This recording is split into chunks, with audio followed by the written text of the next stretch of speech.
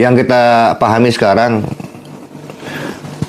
suara-suara dari para Nahdiyin dan juga dari beberapa kawan-kawan yang berada di jajaran pengurus NU dan juga Jatman itu sendiri, ini muncul beberapa ungkapan bahwa sepertinya Jatman ini kayak ngajak perang, katanya begitu, kepada PBNU. Wah, ini ngeri-ngeri sedap ya kalimatnya. Nih kalimat-kalimat dari bawah nih yang saya sampaikan. Jadi setelah dianalisa, ini memang gerakan ini cukup berbahaya. Tidak salah apabila ada yang mengatakan bahwa Jatman ingin mengambil PBNU. Karena kalau PBNU sudah diambil oleh Jatman, maka secara tidak langsung Indonesia pun bisa diambil alih oleh Jatman. Ini suara yang pertama. Suara yang kedua, ada yang mengatakan bahwa jangan-jangan PBNU dengan Jatmannya setali dua uang. Bagi-bagi kue katanya. Seperti tidak mendukung, tapi mendukung. Makanya tidak heran apabila kawan-kawan terus menyuarakan MLB. Saya secara pribadi menganalisanya bahwa ini gerakan yang sangat berbahaya bagi keutuhan NKRI, bagi keutuhan Nahdlatul Ulama, bagi kesakralan Islam Wali Songo yang telah diwariskan pada kita semua. Oleh karena itu ini perlu ditindaklanjuti, harus ditanggapi secara serius. Karena mau tidak mau, bahwa gerakan sekarang yang dipimpin oleh Abah Lutfi, beliau jelas masih merasa memiliki banyak koneksi, masih memiliki power di istana, kabinet, apalagi yang kita dengar dari beberapa kawan-kawan, ada belasan para petinggi kepolisian yang memang mendapatkan rekomendasi sehingga mendapatkan kedudukan yang saat ini mereka miliki. Tidak menutup kemungkinan bahwa rekom beliau juga diberikan kepada beberapa pejabat atau petugas yang lain. Karena itu, saya hanya mengingatkan bahwa gerakan yang dipimpin oleh Abah Lutfi ini perlu ditanggapi secara serius. Kepada romo-romo kiai Nahdlatul Ulama yang betul-betul nasionalisme, yang betul-betul menjunjung tinggi marwah Nahdlatul Ulama, yang betul-betul ingin menyelamatkan kedaulatan, keutuhan NKRI dan Nahdlatul Ulama itu sendiri. Sudah saatnya sekarang kita melakukan revolusi. Revolusi dalam berbagai hal, terutama merevolusi apa yang sedang terjadi sekarang di tubuh PBNU dan juga yang terjadi di Jatman. Dan sudah barang tentu ini semua akhirnya akan berhulu kepada yang namanya gerakan Ba'alawi di Indonesia. Kemudian yang keduanya, kita pun sampai saat ini belum melihat ada tindakan yang lebih lanjut, yang serius yang dilakukan oleh romo-romo kiai dari PBNU terhadap, anggap saja sebuah pemberontakan dari Jatman terhadap PBNU. Jadi ini PBNU seperti yang mau dibikin jongos oleh Jatman. Ini sebetulnya sedang dikecilkan, dikerdilkan. Oleh karena itu, tidak salah apabila kita sebagai warga Nahdlatul Ulama menginginkan pemimpin yang betul-betul mampu memberikan edukasi yang baik. Pemimpin yang sekarang yang mampu berkomunikasi dengan baik terhadap warganya. Kalau di Jawa Barat sekarang sudah mulai muncul sekarang kalimat NU itu ada dua katanya. Ada NU PWI dan NU Ba'alawi. Mobil khusus tentang pencalonan Kang Emil, saya sebagai orang Bandung tahu persis siapa Kang Emil. Ini bukan fitnah, ya. Saya secara pribadi tidak mendukung Kang Emil dulu waktu menjadi wali kota, menjadi gubernur Jawa Barat juga tidak. Termasuk gerbong saya tidak pernah saya kerahkan untuk memilih beliau. Karena kita tahu persis beliau ini dikenal dekat dengan FPI. Kalau dekat dengan FPI, boleh jadi dekat juga dengan HTI. Dan dua-duanya ormas terlarang. Dan sudah barang tentu kita tidak ingin kok orang-orang sekarang yang mendukung ormas terlarang menjadi pimpinan daerah kepala kita, apakah sekarang kabupaten, kota madya, gubernur, terlebih menjadi presiden.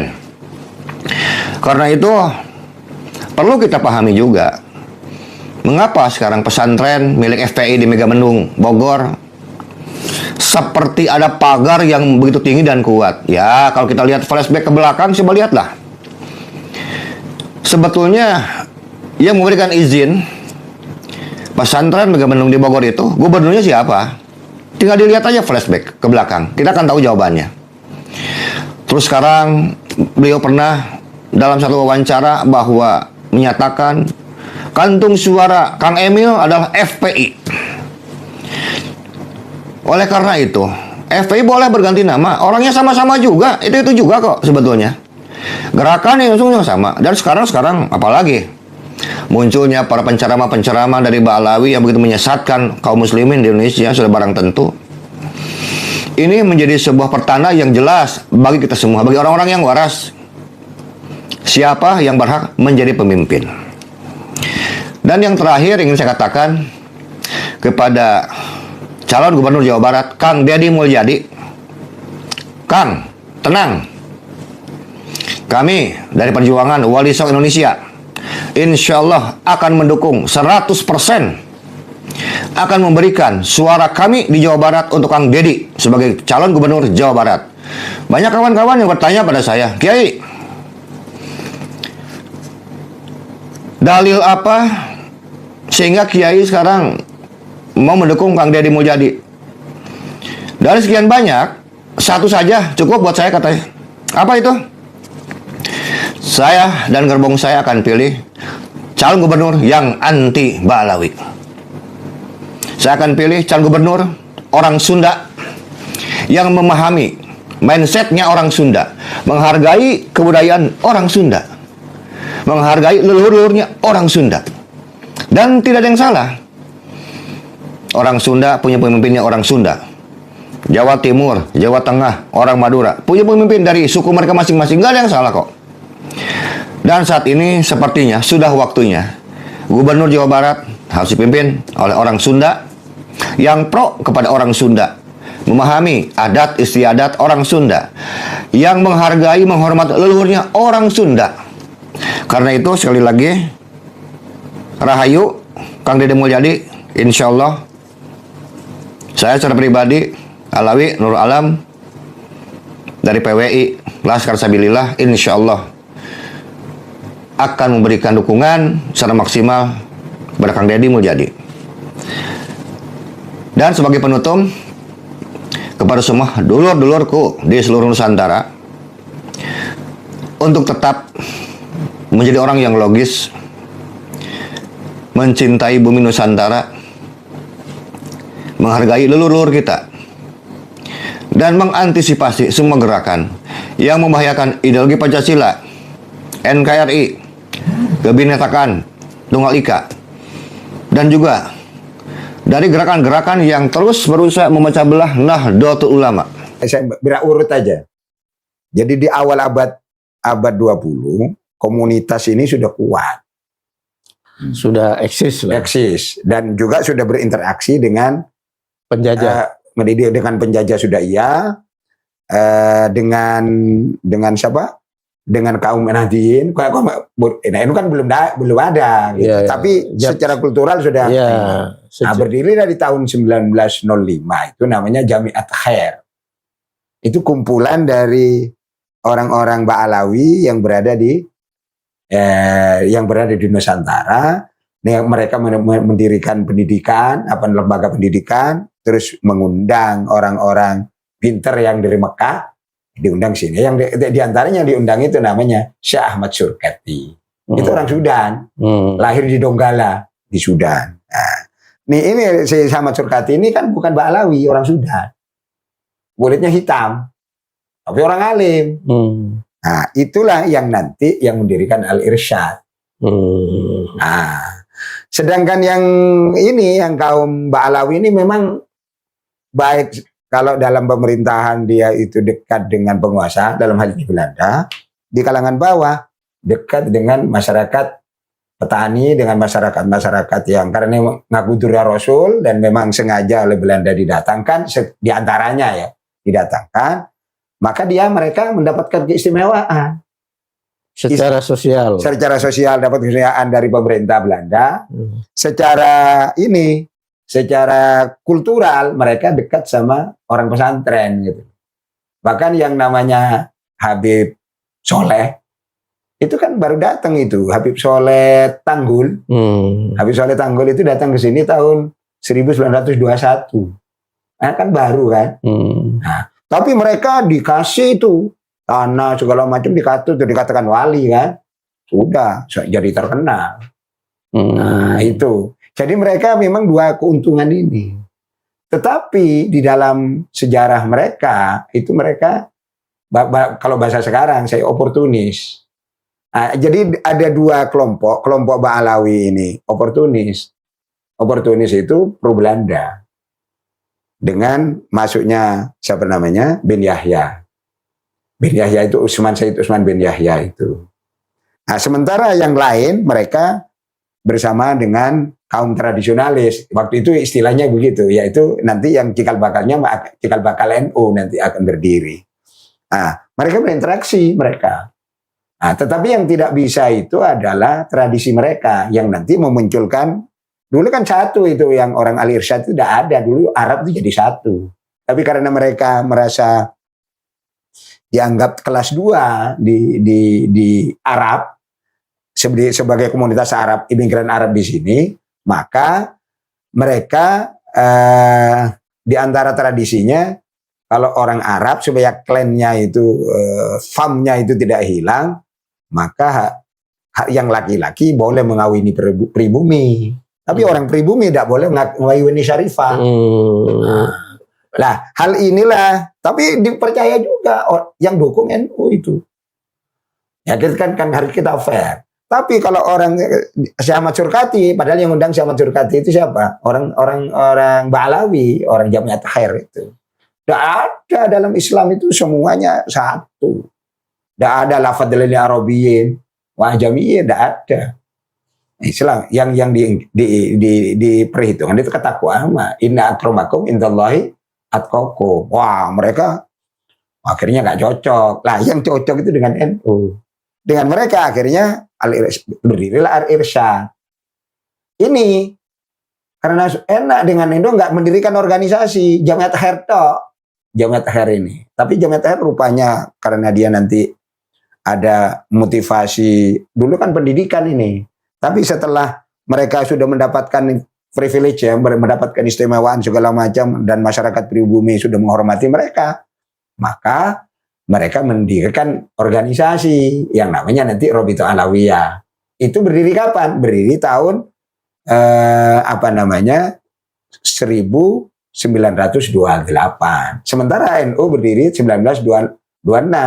Karena kalau sebetulnya dekat sama NU. Tapi kalau dekat sama NU, mereka ini tidak akan bisa mendapatkan posisi nomor 1. Nah, andaikan mereka ini mungkin kalau mereka bisa menguasai di NU, mungkin mereka nggak perlu lagi mendirikan Robito Alawiyah itu. Nah, persoalannya itu terencana atau kebetulan aja sejarah itu? Saya kira kalau saat itu kan kebetulan. Mungkin kalau perkiraan saya. Tapi yang tidak kebetulan itu setelah perjalanan perjuangan itu terus ternyata orang dulu ketika NU berdiri itu tidak ada yang mengira NU akan besar seperti ini. Tidak ada yang mengira. Nah, tetapi kok besar? Nah, itu. Setelah besar dan mereka orang NU itu kan lunak juga itu NU itu politik pada penjajah juga tidak melakukan pemberontakan. Awalnya. Iya. Entah, memang NU tidak pernah melakukan pemberontakan. Sama. Nah, tetapi perjuangan untuk merdeka terus berjalan. Yang dilakukan NU. Ini tidak melakukan apa-apa. Pemberontakan enggak, perjuangan enggak. Juga enggak. Kalau NU tidak memberontak tapi melakukan gerakan perjuangan untuk merdeka. Untuk merdeka. Ya. Nah, setelah Indonesia Merdeka, ya memang ada kelompok lain seperti Keraton Solo. Keraton Solo itu memprediksi tidak mungkin perjuangan Indonesia itu bisa mengalahkan Belanda. Solo itu pro Belanda. Nah, ketika yang lain dengan Jogja, Jogja ini bekerja sama dengan kaum Republikan. Nah, Jogja, makanya Jogja itu menjadi istimewa. Ya, simbol itu ceritanya. perjuangan. Lah, yang Solo hilang. Nah, dulu Mbak Alawi ini karena dia itu punya modal katanya Duriyah Rasul, kemudian punya modal dia kepada penguasa dia dekat, dapat keistimewaan, maka mereka kira-kira itu gak mungkin lah Indonesia bisa merdeka. Prediksinya begitu. Tapi kalau ini Vongol, yang NU ini Vongol, merdeka. Vongol itu gak ngitung gimana Resiko. Ya resiko, sudah pokoknya merdeka. Karena itu ketika proklamasi dikumandangkan, itu tokoh-tokoh NU berperan, baik berperan secara formal, misalnya masuknya Kiai Wahid Hasyim dalam BPUPKI, atau berperan dalam gerakan sosial dan juga kepanduan dan ketentaraan gitu. Ketika terjadi Jepang datang, Belanda kalah, nah itu di luar prediksi mereka. Ternyata Jepang bisa menang. Lah, NU itu dekat sama Jepang. Walaupun secara akidah, kan yang menjadikan BUPKI itu kan Jepang yang buat penguasa. Persiapan. Nah, kaum Ba'alawi ini tidak masuk. Jadi tidak ada kaum Ba'alawi itu dalam ini. Karena mereka masih bosnya siapa?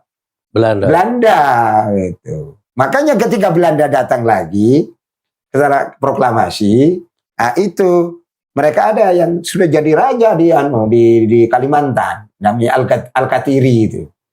Al-Katiri itu yang merancang merancang Pancasila itu. Gambarnya itu yang di tengah itu, gambar bintang, gambaran ini Garuda itu merancang yang betul itu. Yang merancang belum jadi. Nah, terus mereka itu ketika Indonesia merdeka, kemudian di sini Kiai Hasyim Asy'ari mengeluarkan fatwa jihad melawan penjajah itu. Ini jadi kolonial Belanda yang Al-Katiri itu. Ketemu sama Wilhelmina di Belanda, dan dia diangkat menjadi dari tentara itu mayor jenderal Bahkan yang memberi informasi Soekarno akan diserang kepada sana bahwa tentara Indonesia itu ada lemah, itu ini Al-Katiri. Nah, sekarang dia itu minta menjadi pahlawan nasional, tapi ditolak oleh tim ini. Karena dia punya data-data bahwa dia itu kerjasama dengan Belanda. Lah itulah yang terjadi. Mungkin saya salah. Buku ini kira-kira mereka itu mendesain. Dan itu ada artinya dari buku ini diketahui bahwa mereka itu kelompok Ba'alawi ini ingin diakui atau sebagian dari tokohnya menjadi pahlawan nasional, sehingga mereka nanti menjadi tokoh nasional untuk legitimasi mereka. Dan yang bisa dijadikan sarana adalah NU. Karena itu mau merebut NU. Ya merebut NU kalau bisa. Tapi segera terbongkar masalah. Karena kalau keyakinan orang awam ya, NU itu dihuni wali. Mereka kan ngaku wali juga. Nah gitu. Artinya pendiri NU yang mengawasi NU walaupun tidak masuk dalam struktural, NU itu dijaga wali. Maka segala upaya yang dilakukan itu terbongkar. Termasuk Ba'alawi. Ya termasuk ini, rencana ini. Dan itu paling tidak itu pemahaman saya terhadap buku ini dan seluruh potensi Ba'alawi yang mereka kan pintar-pintar, Pak. Dulu kan pernah ada Menteri Luar Negeri, Ali Alatas kan. Nah, itu yang dari Ba'alawi. Kemudian itu Al-Katiri itu pernah jadi sultan di Kalimantan. Nah, terus Belanda kan gitu. Dan banyak yang katanya apa namanya membuat Al-Mutahhar, yang membuat lagu-lagu kebangsaan itu. Mereka begitu. Memang real begitu. Tetapi mereka itu kan memprediksi bahwa tidak mungkin Indonesia itu bisa menang dengan Belanda itu. Maka beda dengan Pak Idham Halid ya. Pak Idham Halid itu kan dijanjikan oleh Belanda untuk dijadikan presiden Indonesia Timur.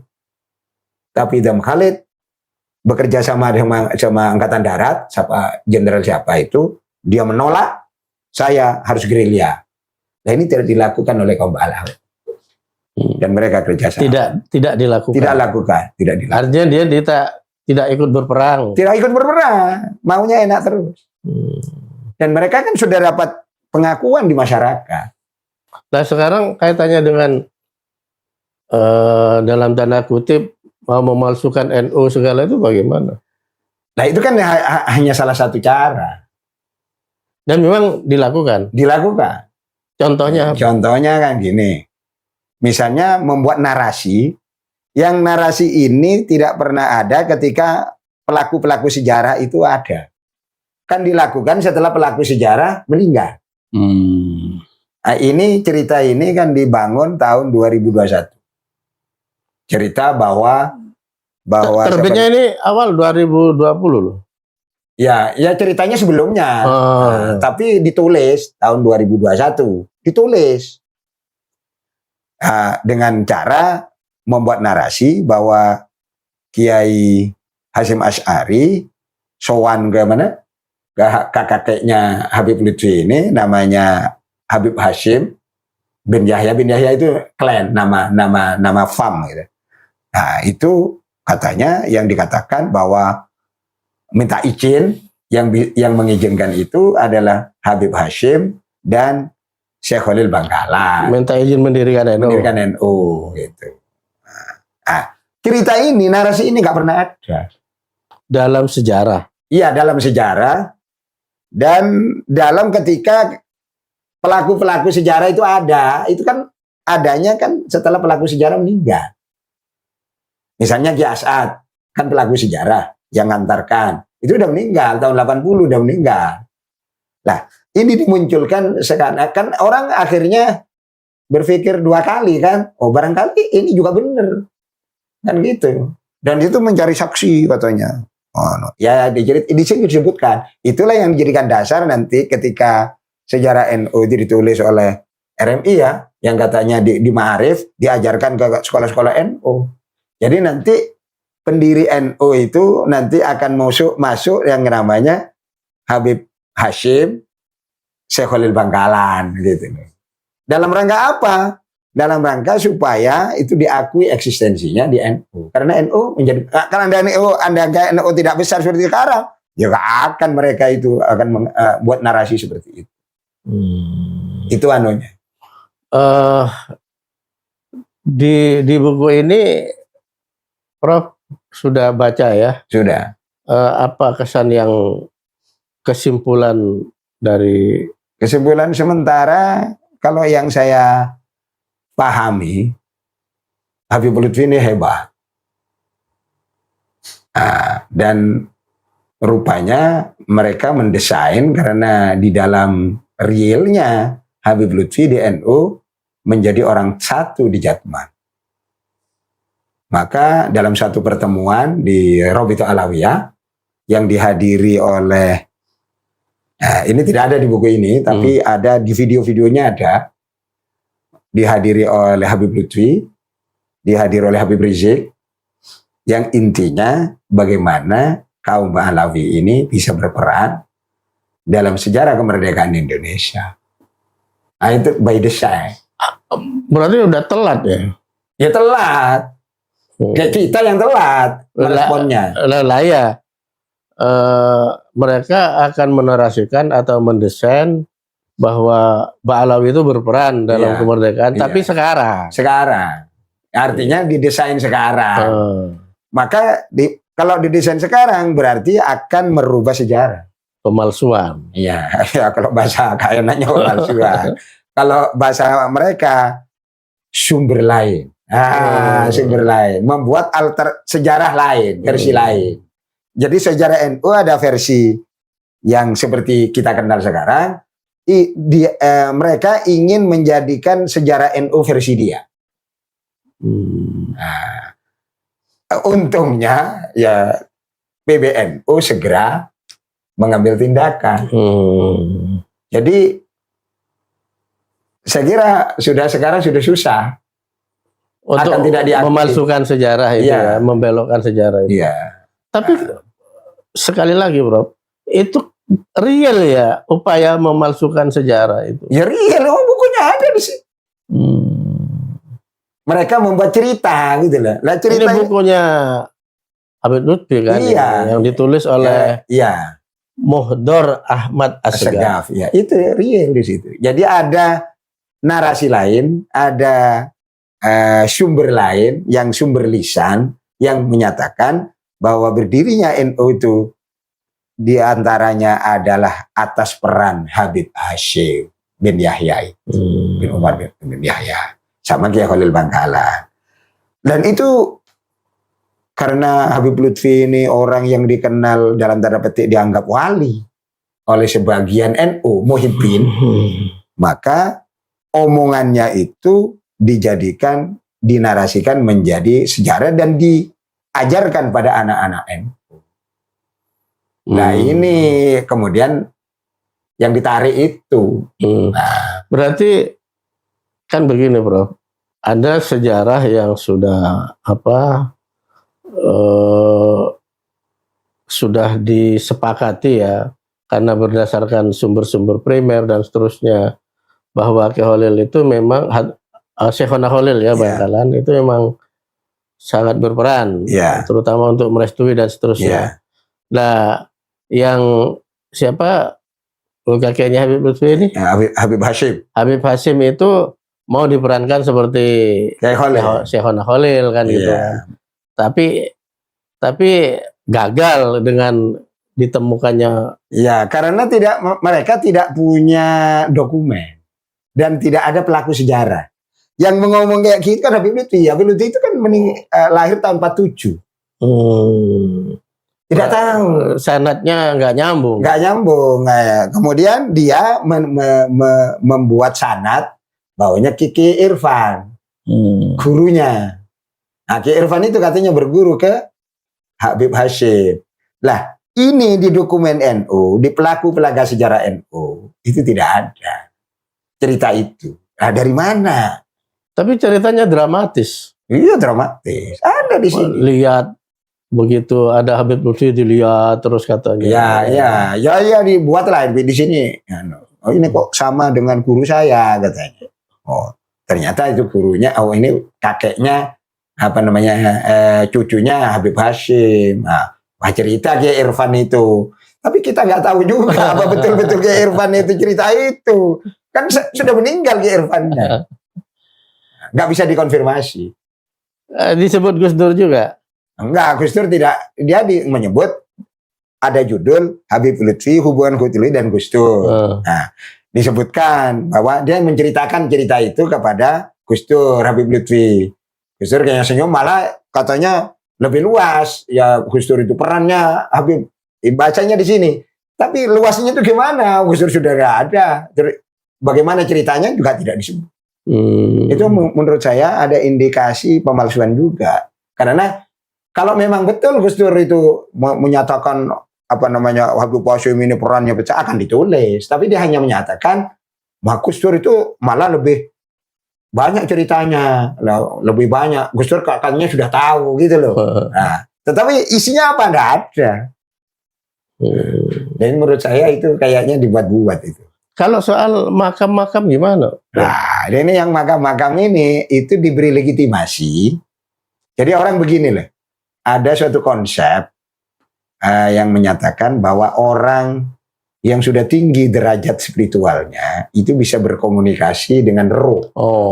Bisa berkomunikasi dengan malaikat.